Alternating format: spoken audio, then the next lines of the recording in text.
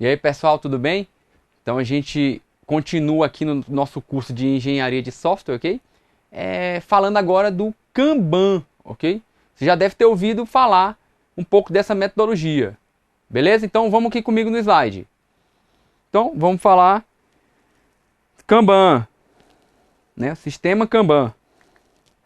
Que é isso, né? Kanban é um termo de origem japonesa e significa literalmente cartão ou sinalização. Este é um conceito relacionado com a utilização de cartões, né, post-its e outros, para indicar o andamento dos fluxos de produção em empresas de fabricação em série. Né? Nesses cartões são colocadas indicações sobre uma determinada tarefa, por exemplo, para executar, em andamento ou finalizado. Então, gente, vamos aqui comigo.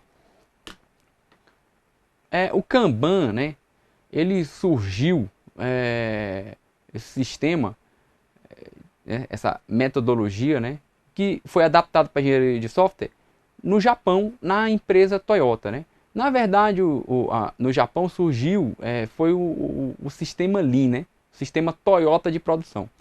O Kanban era a implementação do quadro que tinha conceitos do Lean. Né? Então a gente vai falar um pouquinho aqui hoje também. E o foco desse sistema é basicamente você eliminar desperdício, né?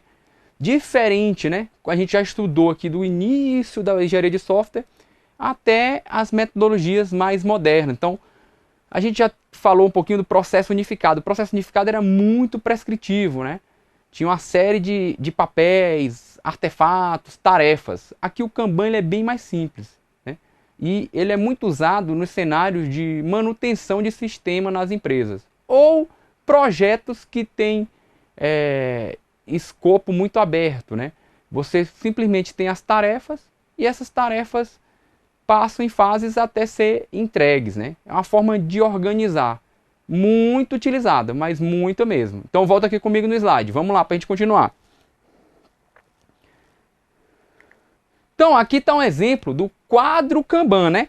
Temos o sistema Kanban, que é muito mais que o quadro. Então, normalmente, o pessoal fala, eu uso o Kanban. Na verdade, deve usar o quadro, né? Então, esse aqui é um exemplo. Tem inúmeros exemplos de quadro Kanban, né? O original lá do sistema Toyota era um com cartões, ok? Não é nada parecido com esse aqui. E aí, qual era o foco da Toyota? Era produzir carros, né? Então, a gente tinha a sistemática de um sistema puxado, que nós vamos falar aqui na nossa aula. Então, vamos aqui, acompanha. E aí um dos conceitos básicos, né, é o just in time, né? O que é o just in time, né? A utilização de sistema Kanban permite um controle detalhado de produção com informações sobre quando, quanto e o que produzir. O método Kanban foi inicialmente aplicado em empresas japonesas de fabricação em série. E está estritamente ligado a esse conceito de just in time, né? Você, apenas no momento, você vai utilizar um recurso. A empresa japonesa, como eu já falei, de automóveis, Toyota, foi a responsável pela introdução desse método devido à necessidade de se manter um eficaz funcionamento do sistema de produção em série. Beleza? Então volta aqui comigo mais uma vez. Então veja, qual era a diferença básica lá do sistema de produção da Ford, né? Que surgiu lá com o Henry Ford. Era um sistema empurrado, né? Como é que isso funciona? Uma fábrica no qual a matéria-prima entra e você tem no final um carro, né? E isso vai, na sequência, produzindo vários carros. A Toyota, ela não tinha tantos recursos, né? Na época, né? Era um Japão pós-Segunda Guerra, no qual o Japão estava destruído. Então, os japoneses, eles tiveram a ajuda do DEME, né, que a gente já falou aqui no nosso curso também, para estruturar, né, um controle estatístico de qualidade. Né? Os japoneses são muito fortes nessa questão da qualidade. E também no PDCA, né, melhoria contínua. Então, o foco aqui do Just in Time é você apenas fazer as coisas na hora que precisa. Né? Sempre pensando em eliminar desperdício. Então, quanto mais você elimina desperdício, você reduz a utilização de recursos. E isso é ganho de produtividade, né?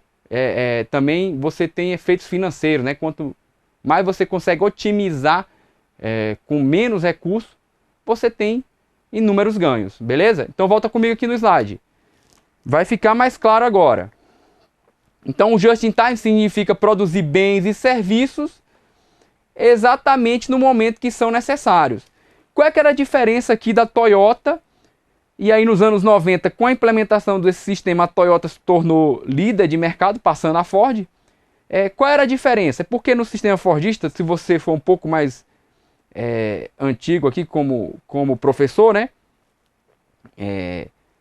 Você deve lembrar que existia nas fábricas de automóvel aquelas praças, né? Você tinha praças cheias de carro, né? Era um cenário comum.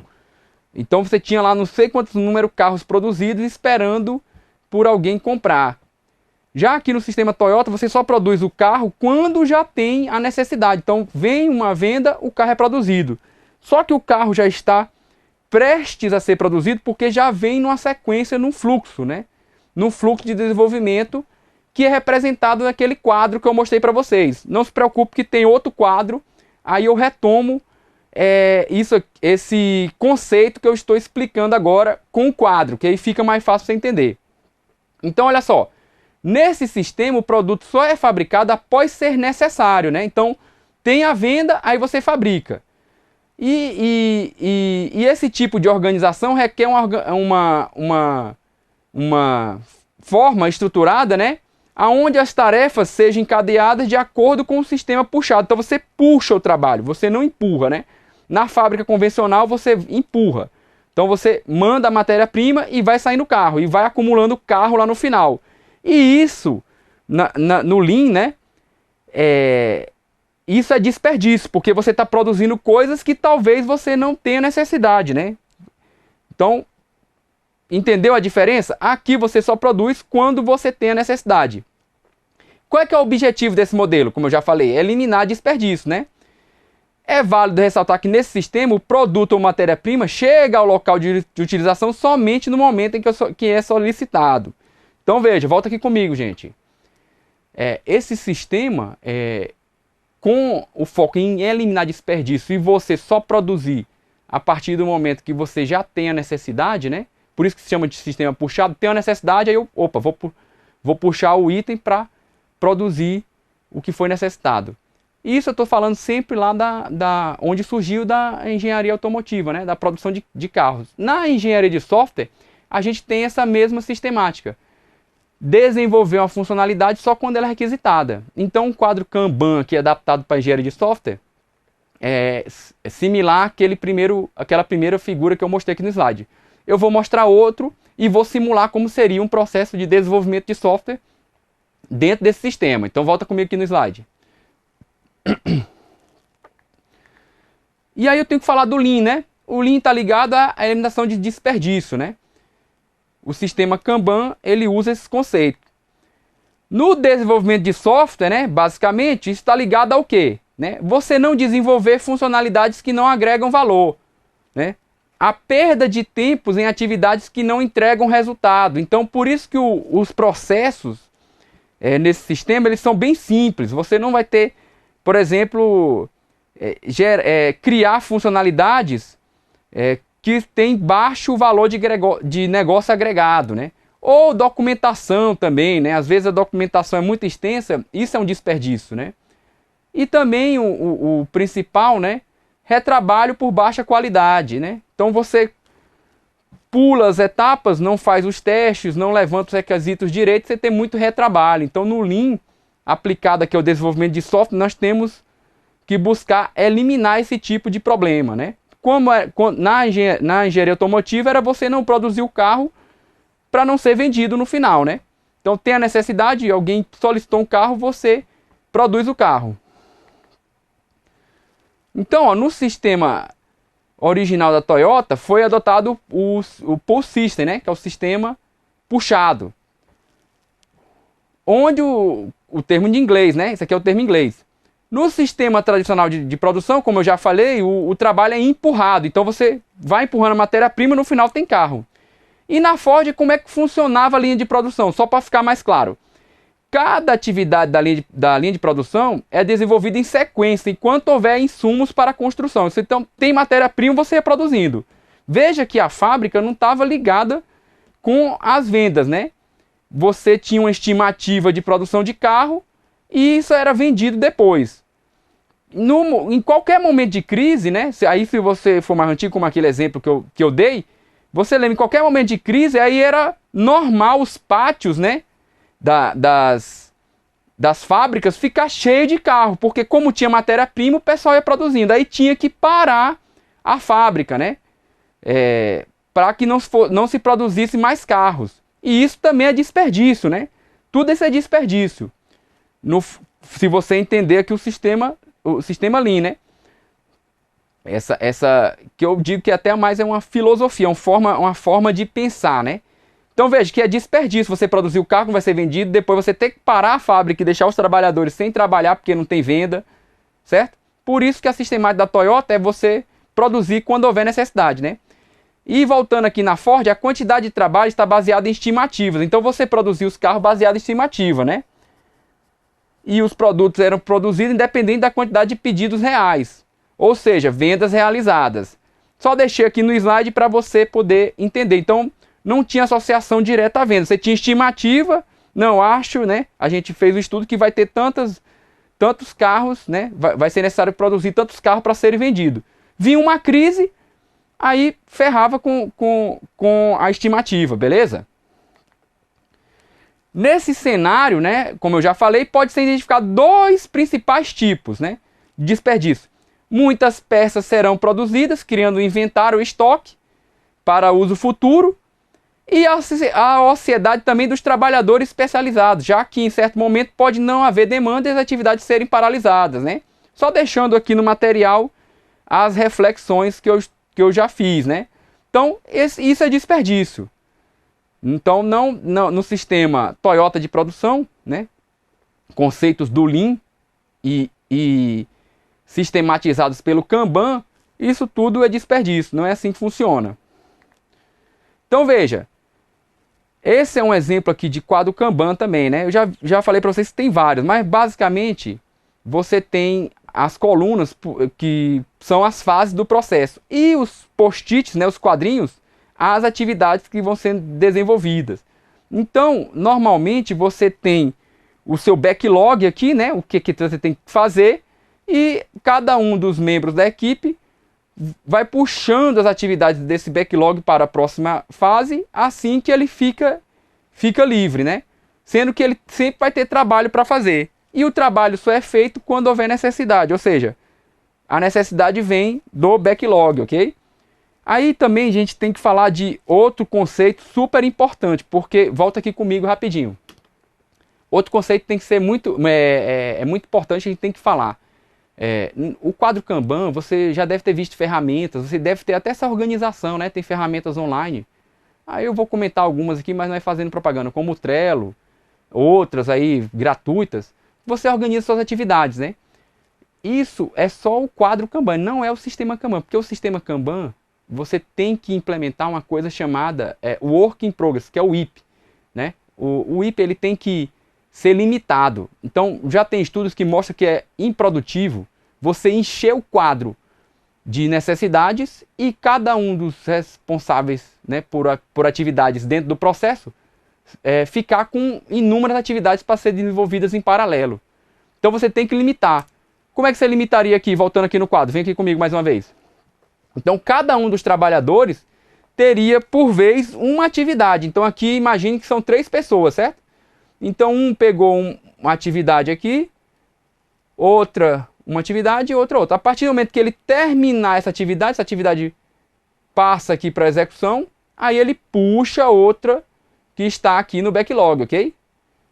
Deu para entender? Então, para você falar que está usando um sistema Kanban, você tem que limitar o Work in Progress. Então, vamos acompanhar aqui no slide, né? Então, ó, como eu já falei, outra definição importante é do Work in Progress, né? Ou seja, trabalho em andamento ou progresso naquele determinado ponto do processo. O Work in Progress precisa ser limitado, né? Como eu já falei, pois estudos comprovaram que quanto maior o número de tarefas em andamento em determinada parte do processo, maior é o lead time. Aí nós temos que falar desse conceito de lead time. O que é isso? Lead time é o tempo em que uma tarefa fica em execução.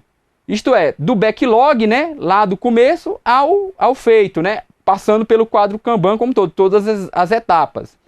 O objetivo é diminuir sempre o lead time num processo de melhoria contínua. Então, gente, vem aqui comigo, aqui acompanha no slide. Então, veja, você tem aqui esse gráfico, que aqui é a escala de tempo e os itens, né? Os itens. Então, veja, a maioria dos itens, eles estão done, né? Eles estão aqui nessa faixa azul, né? E o lead time é o tempo que um item entra, né? Ele está pronto para ser produzido, aí ele passa em progress até o done. Então você está sempre tentando diminuir esse tempo aqui, né? O tempo que uma atividade passa do início até o final do quadro. Então essa é a principal métrica aqui do sistema Kanban. Então volta aqui comigo mais uma vez. Então veja, uma coisa é você usar o quadro Kanban. Você pode utilizar. Agora, se você não limita o Work Progress e não procura identificar qual o lead time e sempre, no processo de melhoria contínua, buscar diminuir esse lead time, você não está usando um sistema Kanban, você só está usando o quadro, ok? O Kanban ainda tem outros conceitos, como o Kaizen, né? Kaizen, que é um conceito bem interessante, mas normalmente as bancas não têm cobrado muito, certo? Nós vamos ver algumas questões aqui e aí a gente foca aqui no principal do que é cobrado pelas bancas, né? Eu fiz uma visão geral aqui do sistema Kanban, né? Voltando lá no Lean, voltando na história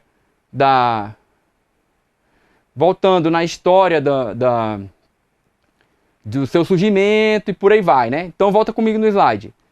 Então vamos ver aqui uma questãozinha agora, certo? Banca FCC, né? Concurso do TST. Então veja, um analista de sistema do Tribunal Superior do Trabalho, TST, de modo hipotético, necessitou aplicar princípios ágeis e de controle usando elementos de 3 modelos em processos de manutenção de software, ok? Então, para você considerar esse cenário hipotético, primeiro, né, dividir o cronograma em iterações, né? Já falamos muito disso aqui. Time box ou ciclos, sprints, né? Segundo, orientar o trabalho a eventos ao invés de limite de tempo. E terceiro, aplicar a programação em pares, integração contínua, orientação a testes, TDD, revisão de código e todas as demais prescrições antes da implantação. Aí ele pergunta, né? As características acima correspondem respectivamente ao quê? Letra A, Kanban, XP e Scrum. Letra B, Kanban, Scrum e XP. Letra C, XP, Scrum e Kanban. Letra D, Scrum, XP e Kanban. Letra E, Scrum, Kanban e XP. Então, gente, vem aqui comigo. Veja aqui a questão. É o seguinte. Qual é a resposta, né? Você tem 3 características. Qual é o cenário, né? Preste atenção no comando da questão, né? Um analista de sistema do TST, de modo hipotético, necessitou aplicar princípios ágeis e de controle usando elementos de 3 modelos em processo de manutenção de software, né? Lembra que eu falei lá no começo da aula? Então vamos ver aqui qual é a resposta, né? 1, 2 e 3 para você dizer qual corresponde respectivamente. Vamos voltar no slide. Então a resposta, letra E, né, gente? Fácil, né? Então vem comigo aqui, ó. Dividir o cronograma em iterações, time box ou ciclo sprint. Isso aqui, gente, é do Scrum, né? Esse princípio é do Scrum. A gente já falou, já tivemos aula sobre isso. Então é básico no Scrum, a questão das sprints e do time box, né? Da time box, né? Que é o tempo lá dessas sprints, né? Segundo, orientar o trabalho a evento ao invés de limite de tempo. Veja, o Kanban faz isso, né? Você tem os eventos. Quais são os eventos? É o to-do, né? É um exemplo de quadro Kanban. O fazendo e o done. Isso aqui é um quadro Kanban clássico também, certo? O que você tem a fazer, o que você está fazendo, o que foi feito, né? Então, a orientação do trabalho é a eventos, né? O trabalho é orientado a eventos. Você tem os eventos. Quais são os eventos? Esses 3. Aí o trabalho vai passando de cada um até chegar no final, né? Então, segundo, só pode ser Kanban. E o terceiro, quando falar em programação em pares, quem é que falava disso, né? É a metodologia XP. Então aqui já daria para matar a questão. Integração contínua, XP fala disso, né? Orientação a teste, revisão de código, né? Revisão de código, né? Pode ser entendido como também um pouco da refatoração. E as demais prescrições antes da implantação, né? Isso aqui é XP, então uma questão bem simples, né? Lembrando, ó, que Kanban na engenharia de software, na prática, ele é muito usado em cenários de manutenção de software. Por quê? Porque na manutenção simplesmente chega um item para ser corrigido, aí você sabe que esse item tem que ser feito, você pega ele para fazer e você executa, né? Não quer dizer que não dê para usar também no desenvolvimento de novo software. Também pode, ok? Mas na prática, né, nas organizações, normalmente está muito associado à manutenção, certo? E o Scrum está muito associado ao desenvolvimento de novas funcionalidades, certo? Basicamente ocorre dessa forma. Vamos ver mais uma questão, gente. Aí, ó, banca CESP, tá vendo, ó? É uma banca que eu particularmente sempre trago questões dela, né? Que agora se chama Sebrasp, né? Mas na nossa base está CESP. Então estamos falando da banca aí que aterroriza muitos candidatos. Então, do concurso do STM. Então, julgue o próximo item a respeito das metodologias ágeis Scrum e Kanban. Para você responder, né? E aí, aquele padrão clássico do CESP. Você vai dizer se o item está certo ou está errado.